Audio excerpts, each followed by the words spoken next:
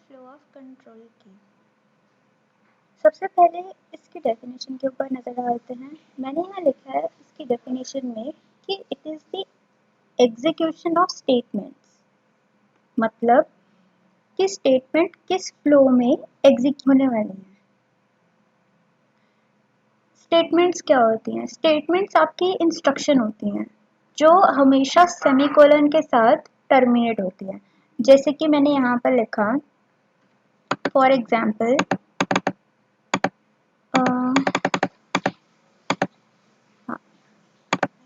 मैंने यहाँ पर लिखा C equals to A plus B semicolon. तो ये एक स्टेटमेंट है, एक इंस्ट्रक्शन है जो हमारा कंपाइलर उसको रीड कर सकता है।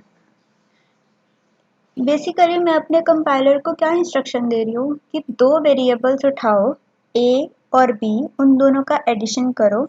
मान लीजिए कि A के अंदर 5 है स्टोर्ड और B के अंदर भी 5 है, तो 5 + 5 इज 10 और इसका डेटा टाइप था इंट। दोनों का इंट है और इसका भी इंट है, मतलब तीनों का कुल मिलाकर इंट है, मतलब C भी इंट है, A भी इंट है और B भी इंट ही है। और जब ये दोनों प्लस होंगे यानी 10 आएगा आउटपुट, तो C के अंदर वो जो वैल्यू है वो स्टोर हो जाएगी। तो ये एक पूरी की पूरी ये जो आप यहाँ पर पूरा सेक्शन देख रहे हो, ये एक इंस्ट्रक्शन है कंप्यूटर को। अब इनके फ्लो पे आते हैं। मान लीजिए मैंने एक प्रोग्राम बनाया मैंने, जैसे इंट मेन ये कर दिया मैंने, और मैंने कर्ली ब्रेसेस खोल दिया और क्लोज भी कर दिया, और इसके अंदर मैंने लिख दिया कि इंट A, फिर लिखा इंट B, फिर लिखा इंट C और C equals to A plus B semicolon. ठीक है, और मैंने C आउट कर दी वैल्यू C की और सेमीकोलन लगा दिया मैंने।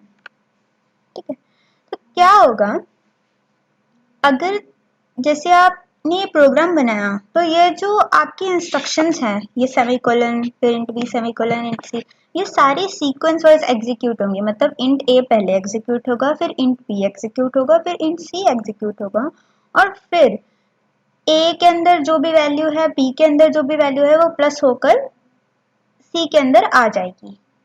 और फाइनली आपका जो C का वेरिएबल का जो कंटेंट है वो प्रिंट हो जाएगा स्क्रीन पर।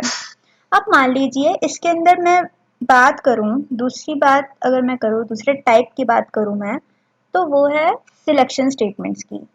कंडीशनल फ्लो ऑफ कंट्रोल, मतलब एक कंडीशन अगर मेट हो जाए तो वो जो उसकी बॉडी के अंदर जो स्टेटमेंट्स है वो एग्जीक्यूट होंगी, और अगर नहीं मेट होती है तो नहीं होंगी। सिंपल। इसकी फर्दर सब जो टाइप्स हैं उनके ऊपर नजर डालते हैं। सबसे पहली जो सब टाइप आती है आपके पास वो है इफ स्टेटमेंट। मान लीजिए मैंने यहाँ पर लिखा, एक प्रोग्राम बनाया मैंने जिसके अंदर मैंने लिखा इफ, मैंने लिख दी condition A is greater than 5 और इसकी बॉडी में मैंने लिख दिया कोई भी कोड। तो जो भी आपने A को आपकी जो वैल्यू है सप्लाई की है, मान लीजिए आपने 4 किया है, तो 4 इज ग्रेटर देन 5, नो, तो ये जो कोड है ये एग्जीक्यूट नहीं होगा। इसके बाद वाली जो स्टेटमेंट है, कोई भी स्टेटमेंट लगा लीजिए, ए बी इक्वल्स टू 7, तो ए बी के अंदर मतलब ये वाला स्किप कर देगा वो कोड और सीधा ए बी जो आपका वेरिएबल है, मैं यहाँ पे लिख देती हूँ इन ए बी इक्वल्स टू 7, तो ए बी जो भी आपका वेरिएबल है उसके अंदर 7 स्टोर कर देगा, ये स्किप कर देगा। और अगर आपने ए के अंदर कोई भी वैल्यू डाली है, जैसे कि 7 डाल दिया आपने, तो 7 इज ग्रेटर देन 5, तो ये कोड पहले एग्जीक्यूट होगा और ये int A B equals to 7 बाद में एग्जीक्यूट होगा। ठीक है, अब हम बात करते हैं दूसरे सब कैटेगरी की। दूसरा सब कैटेगरी है इफ एल्स।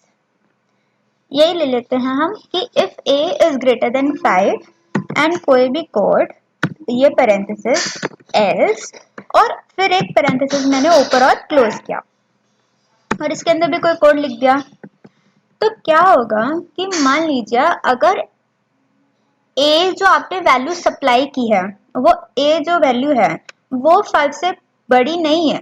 जैसे कि आपने 3 ले लिया, 3 इज नॉट ग्रेटर देन 5, तो ये कोड नहीं होगा एग्जीक्यूट। इसके बदले में एल्स वाला कोड एग्जीक्यूट होगा। और बाय चांस अगर मेट हो जाती है, मतलब 7 इज ग्रेटर देन 5, अगर मैं ए के अंदर 7 डाल दूं तो इफ वाली जो कोड है बॉडी में वो एग्जीक्यूट होगी, एल्स वाली स्किप हो जाएगी। और उसके बाद जो आपका नेक्स्ट कोई भी आपकी स्टेटमेंट है, int A B equals to 7, ये वाली फिर एग्जीक्यूट होगी। मतलब इन दोनों ब्लॉक्स में से कोई एग्जीक्यूट होगा ही होगा, स्किप नहीं होगा। ठीक है, फिर आते हैं थर्ड कैटेगरी पे, इफ एल्स इफ लेडर। अगर आप नॉर्मल इफ एल्स की बात करो, मैंने यहाँ पर लिखा इफ, मैंने इसका पैरेंथेसिस खोल दिया, फिर मैंने लिखा इसी के अंदर एल्स लिख दिया मैंने, और फिर पैरेंथेसिस खोलकर बंद कर दिया। ठीक है, नहीं ऐसे नहीं, मतलब इसके अंदर पहले मेरे को इफ भी डालना पड़ेगा, ऑब्वियस बात है, एल्स इफ के बाद ही आता है। तो मतलब मैंने एक स्टेटमेंट लगा दी, इफ पैरेंथेसिस खोले, उसके अंदर एक और इफ डाल दिया, और उस इफ का एक एल्स है। ये आप देख रहे हो, ये नेस्टिंग है। एक इफ के अंदर एक और इफ, ऐसी फॉर की नेस्टिंग भी होती है, वाइल की, हर कंस्ट्रक्ट की नेस्टिंग हो सकती है। ये इफ की नेस्टिंग है, इफ के अंदर इफ डाल देना, एल्स के अंदर एल्स डाल देना, ये नेस्टिंग है। ठीक है, और मान लो जब हम इसको एग्जीक्यूट करते हैं, कोई भी कंडीशन लगाते हैं, तो ये सारे के सारे पहले एग्जीक्यूट होते हैं। मान लो आपका एक कोड है, आपने एक कोड बनाया बिल्कुल ऐसा नेस्टिंग करके, और आपकी जो फाइनल वैल्यू एग्जीक्यूट होने वाली थी वो लास्ट इफ की लास्ट एल्स पे होने वाली थी, तो दिक्कत हो जाएगी। ठीक है, बट अगर आप इफ एल्स लेडर यूज करो, अगर आप इफ एल्स लेडर यूज करो, तो ये जो अंदर वाले वो होते हैं, इफ एल्स होते हैं सिंपल, वो स्किप हो जाते हैं, बाईपास हो जाते हैं, तो एग्जीक्यूशन जो है जल्दी होगा। बात करते हैं स्विच स्टेटमेंट की। मैं यहाँ पर एक कोड लिखती हूँ, स्विच, इसके अंदर आपका वेरिएबल मैंने डाल दिया ए, ये कंडीशन होती है इसकी, तो हम वैसे वेरिएबल्स ही डालते हैं इसके अंदर एज अ कंडीशन। अब यूजर के थ्रू आपने ए के अंदर वैल्यू स्टोर करवाई, मतलब सी एन के थ्रू आपने इसके अंदर वैल्यू स्टोर करवा ली, तो स्विच के अंदर हम केस यूज करते हैं। इनका हमेशा कॉम्बो ही होता है, स्विच और केस हैंड ऑन हैंड चलते हैं। ठीक है, तो क्या होगा कि मान लो अगर यूजर ने ए के अंदर 1 वैल्यू स्टोर करवाई थी, ये इन ए जो वेरिएबल है वो इन टाइप का है, इसके अंदर 1 वैल्यू स्टोर करवाई है, तो केस 1 एग्जीक्यूट होगा, सिर्फ वही होगा। और अगर मान लो आपने इसके अंदर केस 2 कर दिया, तो एग्जीक्यूट नहीं होगा, बाईपास हो जाएगा, ब्रेक कर देगा। और मैं ये भी बता दूं, हर केस के बाद ब्रेक लगाना ज़रूरी है, क्योंकि अगर आप नहीं लगाओगे तो ये जिस कंडीशन से भी मेट होगा। मान लो आपने ए के अंदर 2 वैल्यूज, जो वैल्यू 2 है, 2 नंबर है इसके अंदर स्टोर करवा दिया, तो केस नंबर 2 होगा, उसके ऊपर जाएगा, मतलब जो फ्लो ऑफ एग्जीक्यूशन है केस नंबर 2 पे जाएगा।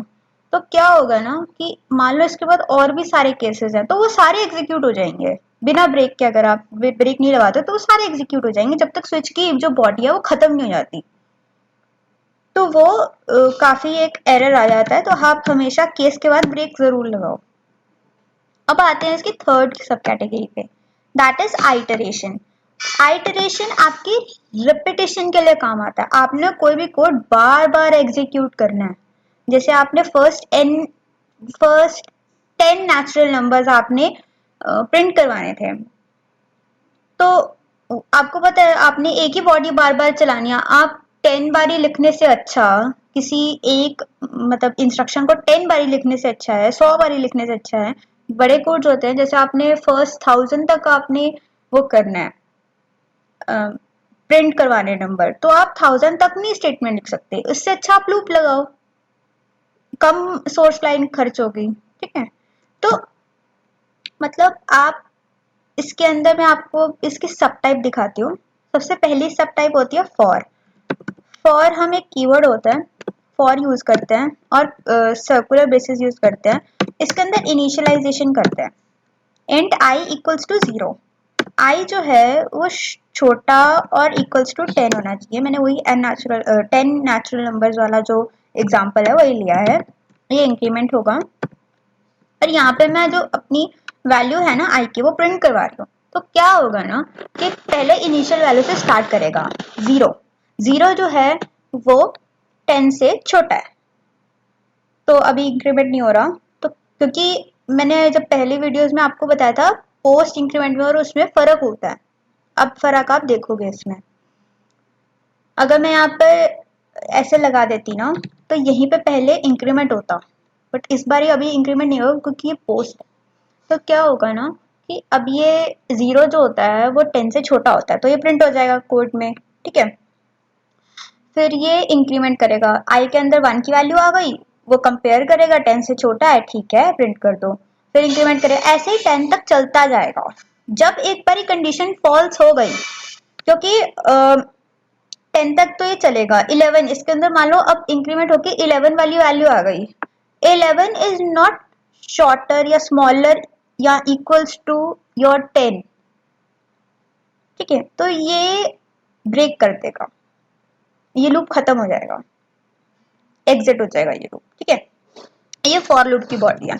ऐसे ही वाइल लूप यूज होता है, बस फर्क इतना है कि वाइल के अंदर सिर्फ और सिर्फ आपकी कंडीशन आती है, आपके इनिशियल वैल्यूज या इंक्रीमेंट जो होता है वो आपकी उसकी बॉडी के अंदर ही हम डिफाइन करते हैं।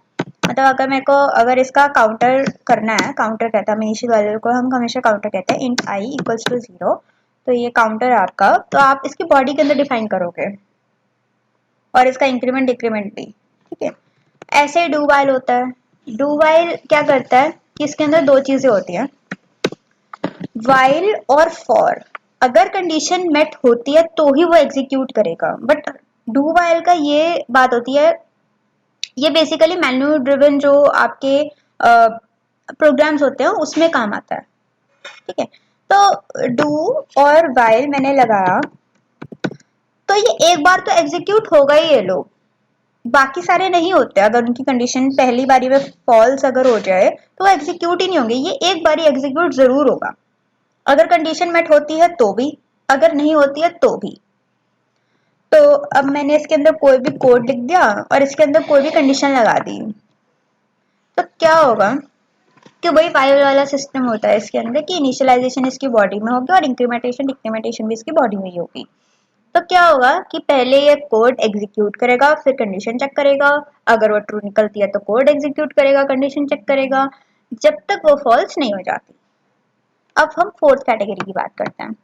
फोर्थ कैटेगरी होती है आपकी कंडीशन जो एग्जिट कर दे फ्लो को तोड़ दे। तो पहली सब कैटेगरी आती है गो टू, ये अनकंडीशनल एग्जिट होता है, मतलब आप इसके अंदर लेबल लगा लेते हो और गो टू क्या करता है कि उस लेबल के ऊपर बिना किसी कंडीशन के चला जाता है, क्योंकि इसके अंदर कोई कंडीशन नहीं देते हो। जैसे वाइल के अंदर आपने पैरेंथेसिस नहीं, मतलब जो एक सर्कुलर ब्रैकेट्स होते हैं उसके अंदर आप पैरेंथेसिस के अंदर आप वो देते हो, वैल्यू देते हो, कोई कंडीशन देते हो, ठीक है। तो इसके अंदर कोई कंडीशन ही नहीं है, ये सिर्फ आपका एक लेबल लेता है और वहां पर डायरेक्टली चला जाता है, कहीं पे भी डाल सकते हो, इसलिए इसका यूज रेकमेंडेड नहीं है।